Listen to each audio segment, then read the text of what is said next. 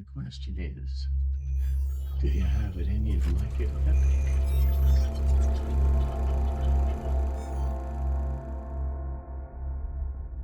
This episode may contain spoilers for Furiosa, a Mad Max saga.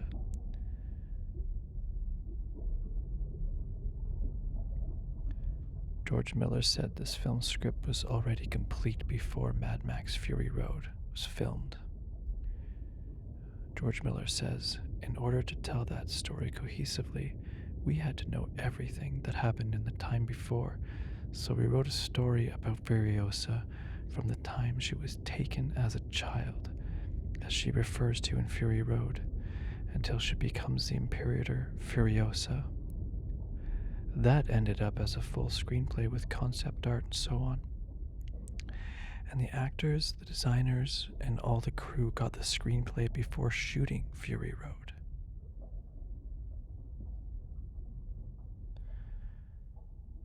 George Miller talked about this project soon after the release of Mad Max Fury Road in 2015, but it took him 9 years to make it and release it. Development had stalled for several years due to back-end compensation disputes between Miller and Warner Brothers over Fury Road, which was eventually settled.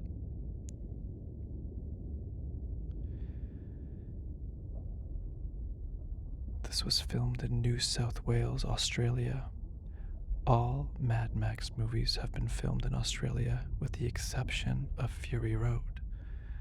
When record rainfalls transformed the normally arid desert areas into lush green growth areas, Fury Road was filmed in Namibia. I think it's really interesting that they couldn't film it in Australia because the location had turned into the green place. They couldn't film in the green place. Where was it? You already went past the green place anyway. Anna Taylor-Joy learned to do a J-turn on her first day of stunt school despite not having a driver's license. How fun is that? I once did a commercial for a Nissan, and I didn't have my driver's license at the time either, so I wasn't going to tell them I didn't have my license, mind you. It definitely made things awkward on set once they discovered I could not drive a car. This movie reveals that Dementis, rather than Joe, was the one who took Furiosa from the green place, while Joe never knew it existed.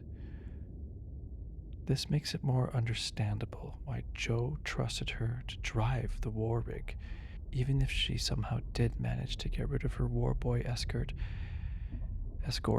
He never knew that she had anywhere worthwhile to flee to. It's kind of interesting. That makes sense. I like knowing that. Chris Hemsworth revealed that Dementis' voice came from a combination of a carnival barker, his own grandfather, who he was quick to point out was a lovely man, and a seagull.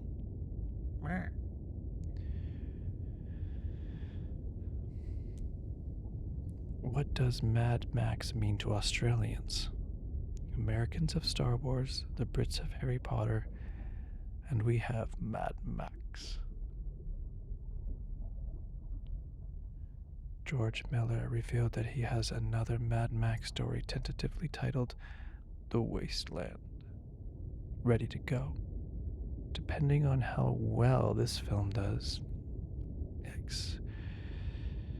Like this film, it was born out of the prep that went into making Fury Road. Miller stated, mainly because to tell the story of Fury Road, which happens over a compressed amount of time, picking up all the backstory, all the exposition on the way, everybody working on the film, not only the cars, but all the designers, all the prop makers, everyone had to understand the backstory very intimately in order for it to be coherent. So we had to write the story of Furiosa and the 18 years, as it turns out, before we meet her in Fury Road. We also had to write the story of the year of Mad Max in the year before we encounter him in Fury Road. So we have the story. We wrote that as a novella, Nico Lathoris and I. And so that's what the story, and so that's the story we have yet to tell.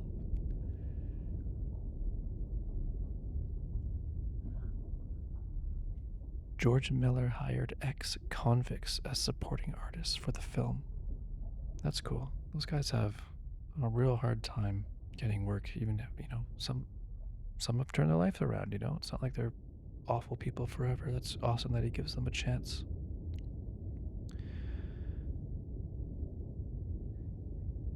The large scar that Praetorian Jack Tom Berg has curving across the right side of his face was mostly a makeup effect, but not wholly. It incorporates the scar from Tom Berg's own real surgically repaired cleft lip.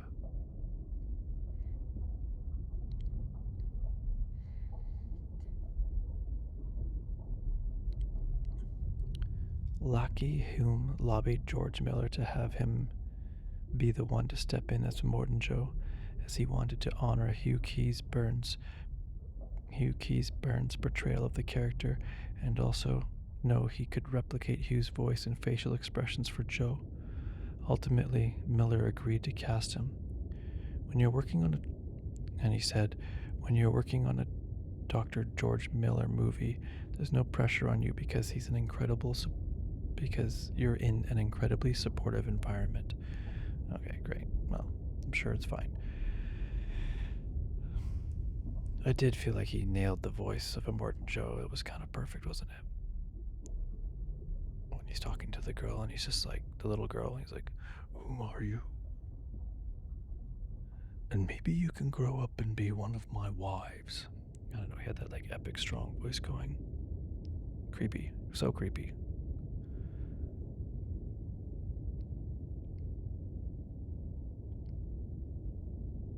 Oh, you know what? I was wondering about this.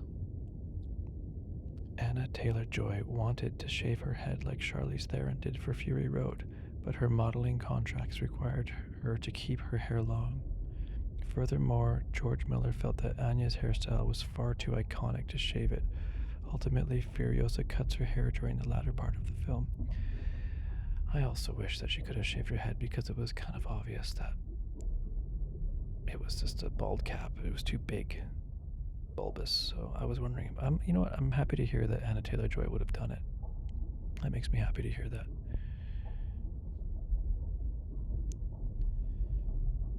Okay, so George Miller met with Anna Taylor-Joy immediately after seeing her performance in a rough edit of Last Night in Soho. According to director Edgar Wright. Oh, that's what Edgar Wright said, okay. George Miller recounted the same story on the Kermode and Mayo's film review podcast, remarking, Wright had high praise for the actress. Yeah, I mean, come on, she's good. She's so good. Queen's Gambit, still my favorite of hers. Praetorian Jack mentions his parents were part of an organization trying to maintain law and order as society fell. This is a clear reference to the Main Force Patrol MFP, the group Max Rokitansky belonged to in Mad Max 1979, who gave him his iconic car. Okay, here's a long quote from Chris Hemsworth. When you do an action film, a lot of the time, you're trying different things. You're experimenting, you're trying to make the sequence as impressive and as big as possible. And you have backups and other options, and that can be exhausting. What was refreshing working with George is that every frame was thought out. Every single frame was necessary. It was servicing the whole. It was part of a grander plan and a message, so there's no waste. Everything you see is essential and means something and supports the character's journey, the narrative, the overall arc of the film. It was exhausting in the best way. All of us showed up and we were willing to commit and throw ourselves into the line of service of this journey of this film. And this series that has existed for 40 something years now? 40 bloody years now? Chris Hemsworth praised the movie's smooth production process and, quote, I've never been on set that felt both intimidating, loud, noisy, exhausting, and yet completely safe and in control.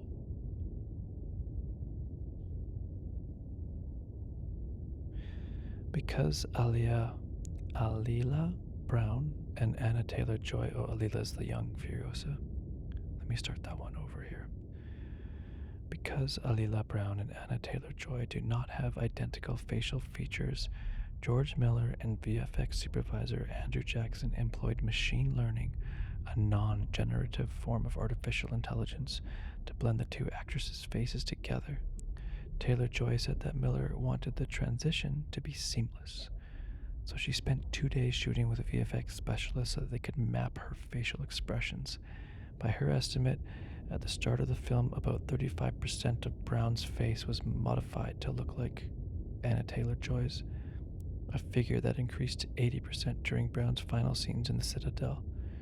She also reminded the interviewer that the Actors Union went on strike, in part to demand better regulation of AI tools, and that Miller's use of AI was consensual. Cool. That is really cool. I love the idea of tweaking the faces a bit to meld into each other from the young to the old. What a great idea. I support that wholeheartedly. See, they're not replacing anyone, they're just making it work better. That's how you need to do it. That's the benefits of AI right there. Stop calling it AI, please. I hate that it's called AI. Everything's called artificial intelligence. Like, it's too much. Okay. Though Charlize Theron was disappointed over being unable to play Furiosa again herself. Really? I'm here interested to say that. Huh. Because she was like clashing with Tom Hardy during Fury Road, so I'm surprised to hear her say she was disappointed. She nonetheless voiced her approval for Anna Taylor-Joy taking her place, calling her one of the greatest fucking actresses in an interview. Nice. Oh, Charlize. We love Charlize, don't we? She's so good. It's crazy to me that her and Tom Hardy just clashed all the time. I want to know more about that. It's just such a... I just can't imagine. You'd think you'd just get along.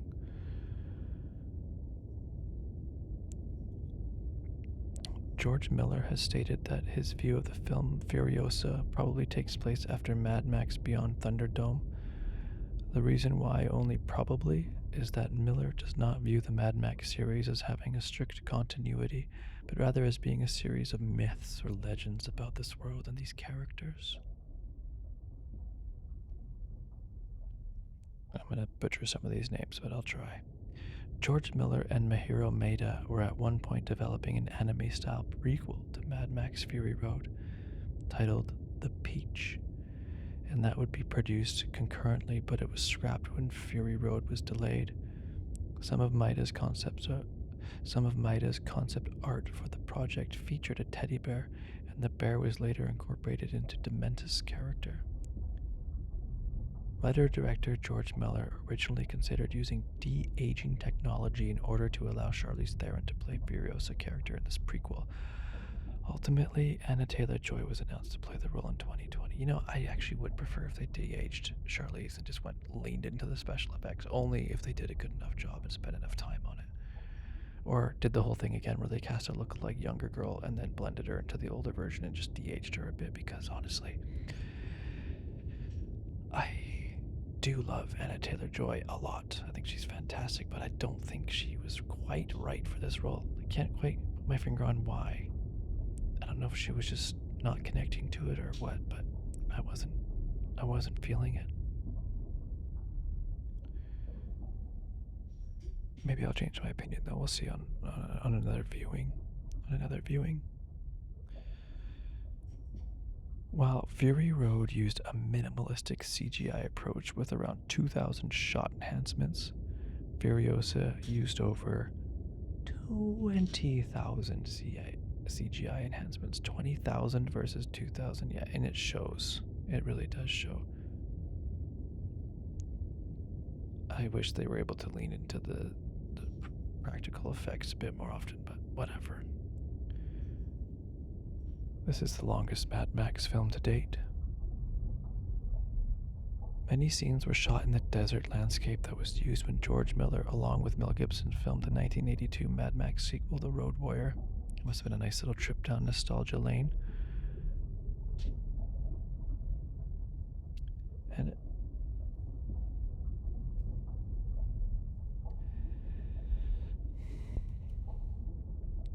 Anna Taylor-Joy landed the job before she shot to wider fame in Netflix's The Queen's Gambit, and immediately hired a personal trainer to get into fighting shape. She worked out for a year before hitting the set. She stated, "George asked me, 'How willing are you to do the physical work?' And I said, 'I'll do anything you need.'" She also stated, "I don't think I have ever worked so hard in my life, but I really wanted to do this." Chris Hemsworth felt the same way, stating, "I dreamed of being in a Mad Max movie. I wished and hoped and begged. It holds a special place in my heart."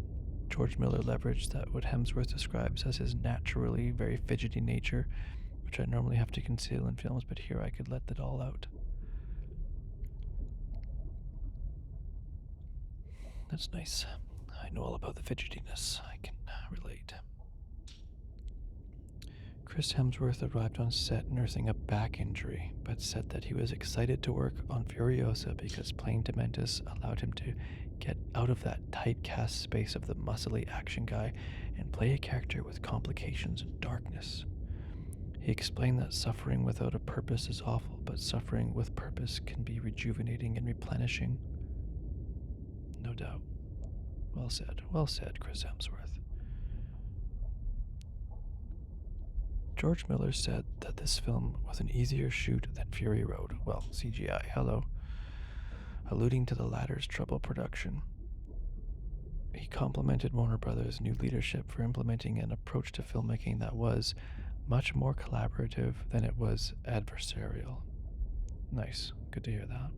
So not just because of CGI, but it's the actual people working together in relationships. That's good. Tom Burke was nearly moved to tears when his character Praetorian Jack was described as noble and heroic because his previous roles were lousy people. Moved to tears? When he was reading the script, I guess? Did he not know? Okay, I don't know. Whatever.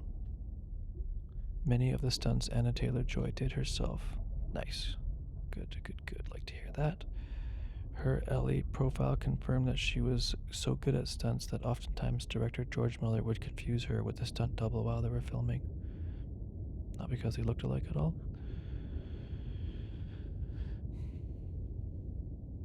And because George Miller is 90,000 years old, just joking.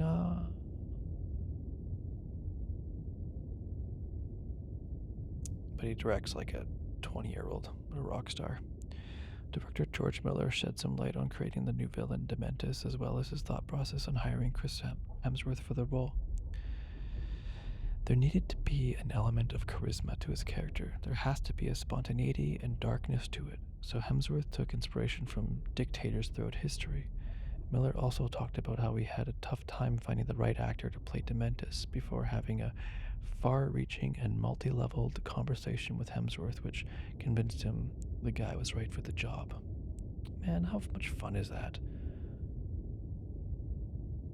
I want to be part of something like that. One day. Nathan Jones issued a statement via his Facebook account in regards to a scene involving Ailey Brown, the young actor who plays the younger Furiosa. The scene that apparently caused some people to bombard the actor with angry messages takes place when the young Furiosa is being held captive at the Citadel, where Rictus suggestively strokes her hair. While the scene is indeed uncomfortable, nothing comes of this moment. However, this unfortunately emboldened some fans to send angry messages to Jones, who had to respond to via his Facebook page. His statement reads, "I've noticed a few queries in private messages about my role in Mad Max Furiosa, particularly regarding a scene with young Furiosa. This is a very sensitive subject, and I want to emphasize that it involves a fictional character. The details can be uncomfortable, and as an actor, My job is to portray a character based on the direction and the script provided to me. I appreciate your understanding and support in recognizing the distinction between fiction and reality. Thank you. Interesting that people are so batshit that they'll think that the guy is actually a creepy perv when he's acting in a bloody movie. You know, get mad at the scriptwriter or the creators of the movie if you have an issue with the darkness of it. Still, though, messed up.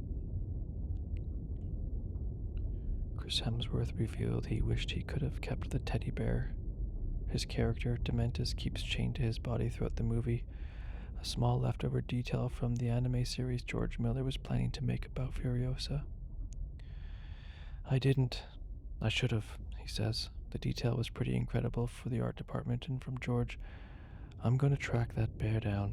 We needed to come home. Cute. Tom Burke said that George Miller vetoed the idea of training montage where Jack teaches Furiosa about road war because it was too much of a cliche. Still, I could have gone for an epic training montage. That would have been sweet.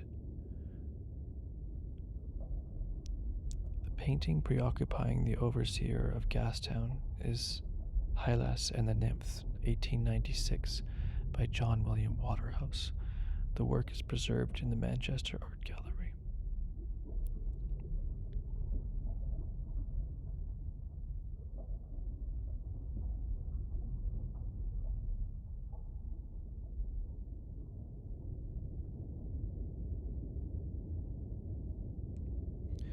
George Miller said that it would not make any difference for viewers to go into this film having not seen Fury Road, but for those that had, it would not make too much difference other than seeing the film would help you understand the various forces and factions that went on in Fury Road.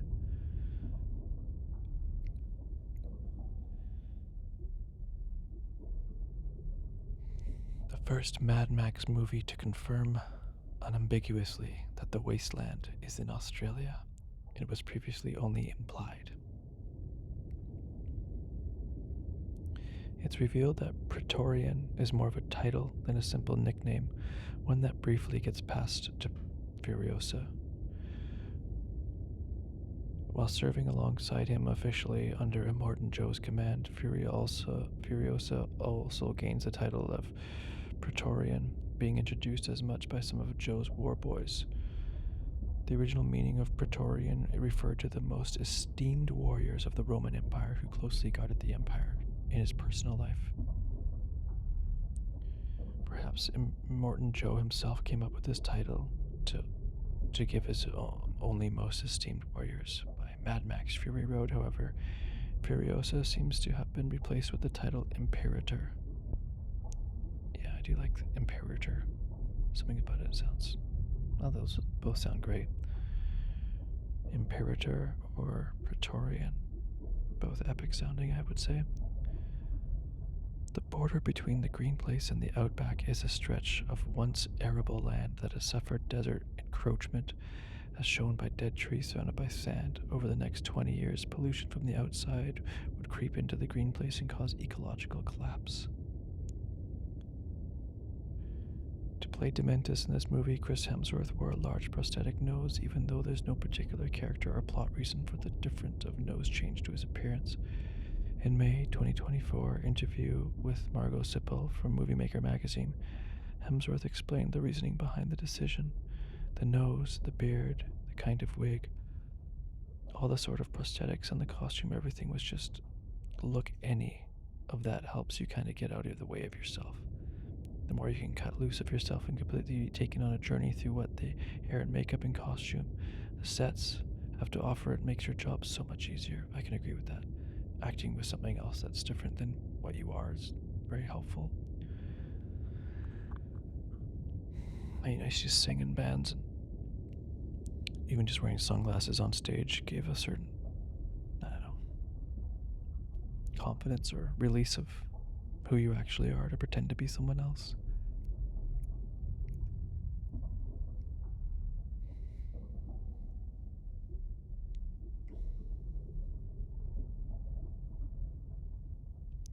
The whistle young Furiosa uses to warn the Green Place about the biker horde invaders is very similar to the one Max uses to disable Blaster during their battle in Mad Max Beyond Thunderdome. Oh, interesting. We should compare those whistles.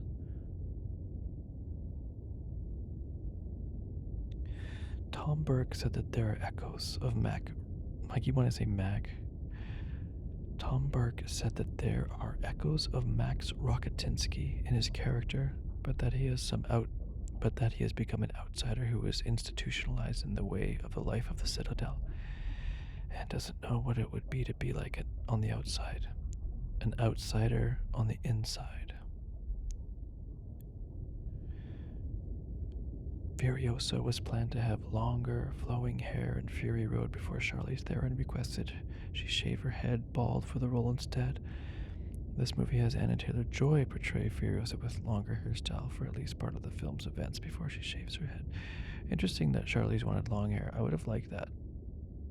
Not because it's prettier, but I just like the idea of like the ratty, sweaty hair hanging in front of one's face. I think there's like they can look pretty epic. Don't have the hair look good though. Have it look dirty and oily and yeah, that would look really cool. Covering one eye or whatever in certain shots. Okay. Chris Hemsworth and Anna Taylor-Joy addressed the action sequences they found most memorable to shoot. Hemsworth says he never really got to be central to the kinds of stunts Taylor-Joy was involved with. His character was some sort of emperor-esque sort of at the back, pointing his finger and forcing everyone else to charge into the fray, he says. I had a few driving scenes which were a hell of a lot of fun. Taylor-Joy, on the other hand, calls back to the lengthy sequence of where Furiosa stows away in the undercarriage of the war rig and ends up in the middle of a massive chase and fight sequence. That whole sequence, we shot that for 78 days, she says. It was the first thing that I shot. It was the last thing that I shot. The crew of the people that made it possible. There was definitely a moment, like maybe day 50, where you're just like, how am I still on this rig? But it was so cool seeing it come together. And the fact that it had such an important storyline, you get to see her kind of in a new way, a new form. How quickly she acquires skills. That was very satisfying, she says.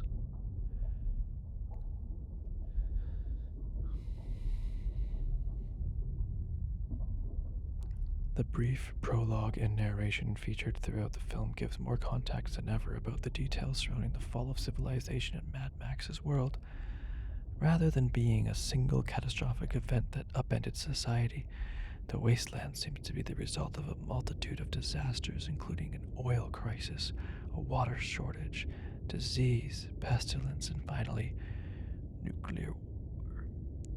This is confirmed by the use of actual nuclear test footage in the film's prologue showing trees bending in the wake of a nuclear explosion.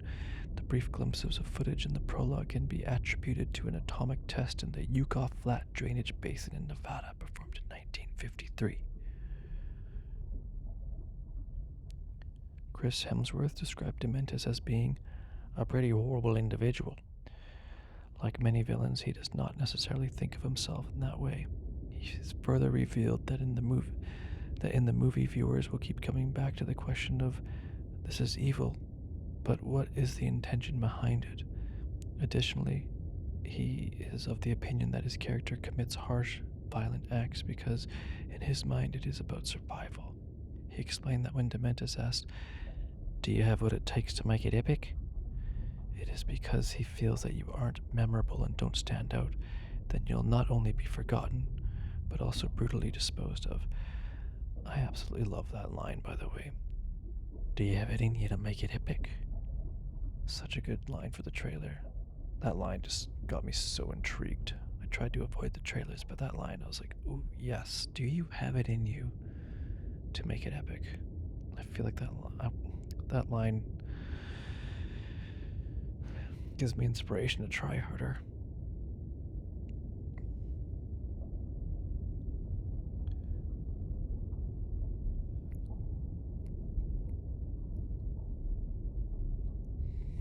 In an interview with Polygon, when asked what Anna Taylor-Joy and Chris Hemsworth would bring along if they had to visit the wasteland, Taylor-Joy says he would bring the cat she now owns after adopting in Australia, a wasteland kitty, who she says is well trained, so he could be on set during the shoot. Hemsworth, on the other hand, suggests he would just bring as many solar panels as possible to get around the Mad Max series obsession with wars and overfuel, gasoline, the series mythos. I'd just be like, no need for the war, he says. I think the next film will be full of solar power. Ooh. Getting tech.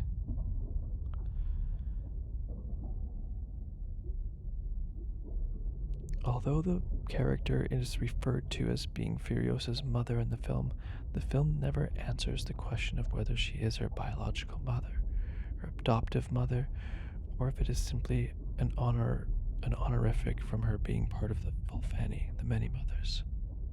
Well, that's true. They never actually said this is mother. She does have the big eyes, though, kind of like her. I really liked the actor who played her mother. She was great. The biker horde are mentioned to have been defeated by Scrotus during the Wasteland Wars in the video game.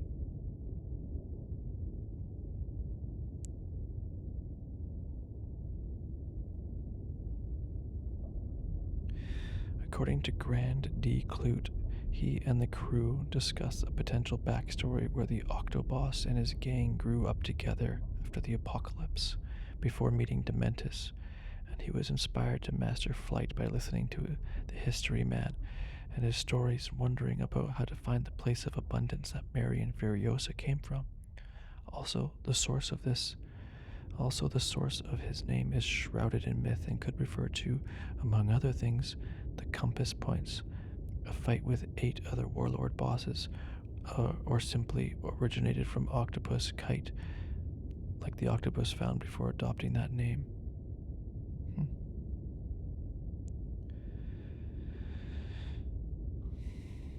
Tim Burns, who played Johnny the Boy in the original Mad Max, appears in a couple scenes as one of Dementis' men.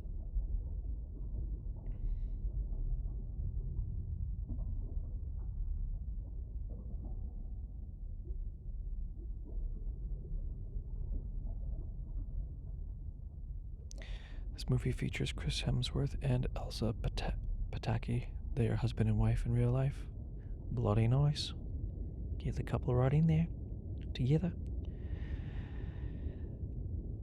The teddy bear worn on an accessory. Oh, let's try that again, sorry. The teddy bear worn as an accessory by Dementis is the only holdover from the original concept of the street. Yeah, we already went over that kind of stuff.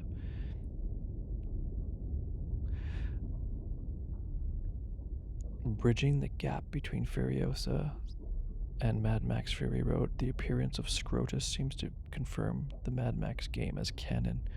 Immortan Joe's son isn't the only character to appear in both titles either.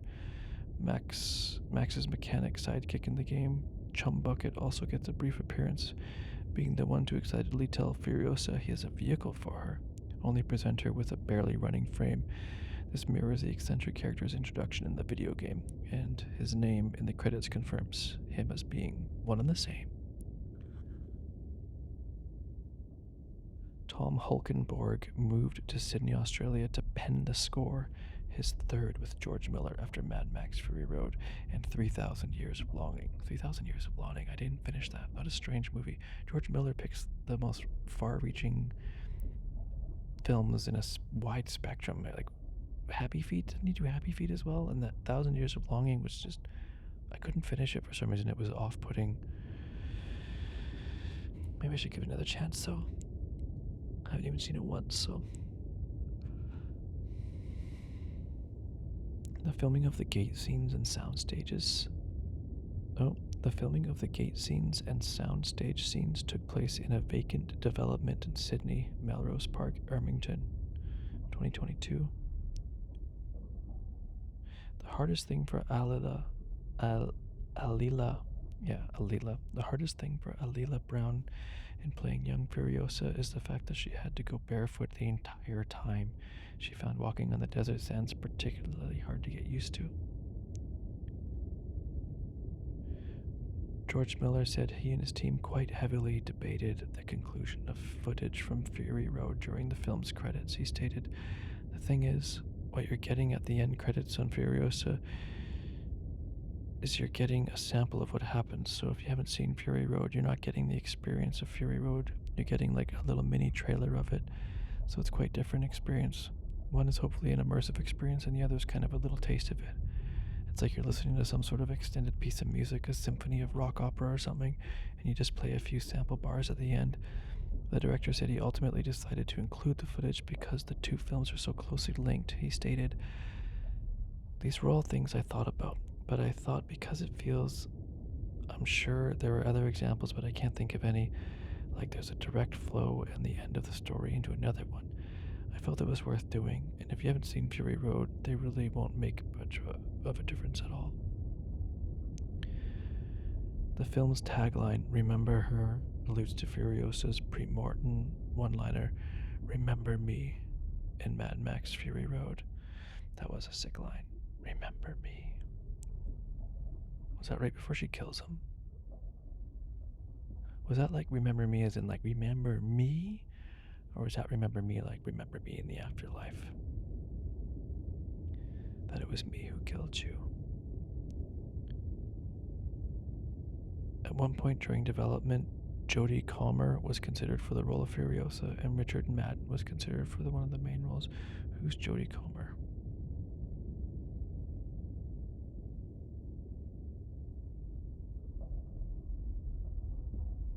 Oh, she's great. She was in that one show, Killing Eve or something. I love Jodie Comer. I bet she would have been awesome as Furiosa. I kind of wish we had that instead. Just no offense to Anna Taylor-Joy. You held it down. But I think we could have had someone else. Could have just elevated it a little bit more. Perhaps. I could be wrong, though. I'm getting nitpicky.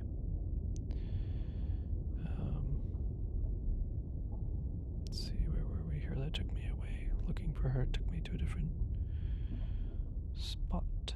Where are we here? Okay.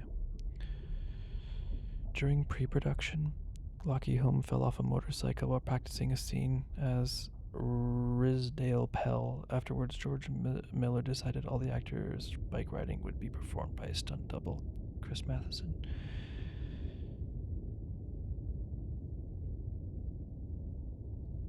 Alila Brown was eyed for the Furiosa role extremely early in the film's development process by George Miller after impressing him while shooting 3,000 Years of Longing. Oh, nice. He's like, she's the one. She was great, that little girl. She was fantastic.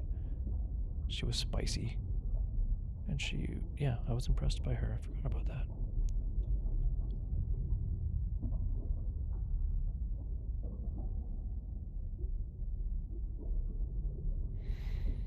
Despite opening at #1 at the box office, this film grossed only $32 million domestically over Memorial Day weekend, the lowest Memorial Day opening gross for a #1 film since Casper 1995, which had $22 million opening. Wow, $32 million only. Why did it do so bad, eh? I know there's discussions on it, but I mean, I didn't even go see it opening weekend, so I'm part of the problem. I should have supported it more. But I buy the greats on 4K, so I'll still be chipping in on it.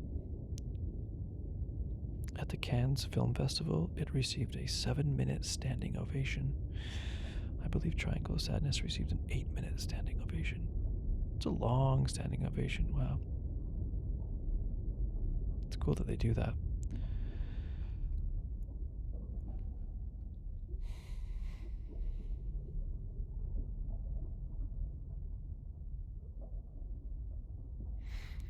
Furiosa's mother, Mary Jabassa, uses a motorbike rear sprocket as a slingshot, firing ball bearings with a deadly force.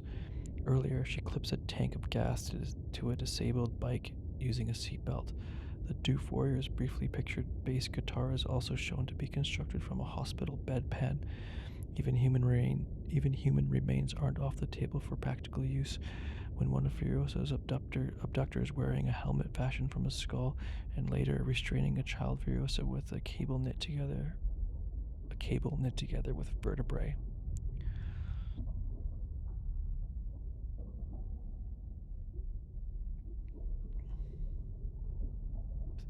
Perspective. Nice. Yeah, absolutely. Zip it until you know.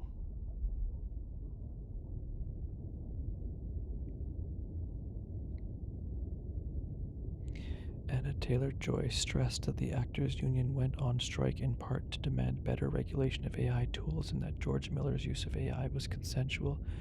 Metaphysical AI performed a similar function for the bullet farmer, blending Lee Perry's facial features with those of the late Richard Carter, who portrayed the bullet farmer in Fury Road.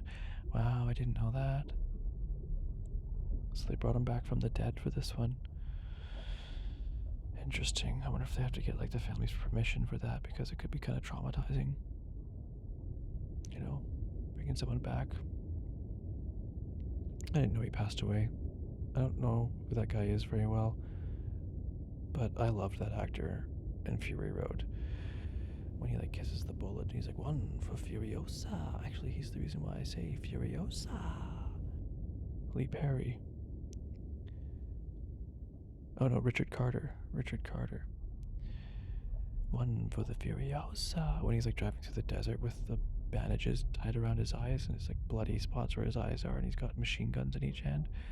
I mean, I almost said you can't write this stuff, but they literally did just that. Seems like you wouldn't be able to write that stuff.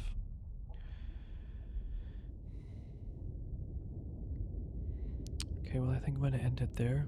Thank you so much for listening, and you'll catch me in the next one.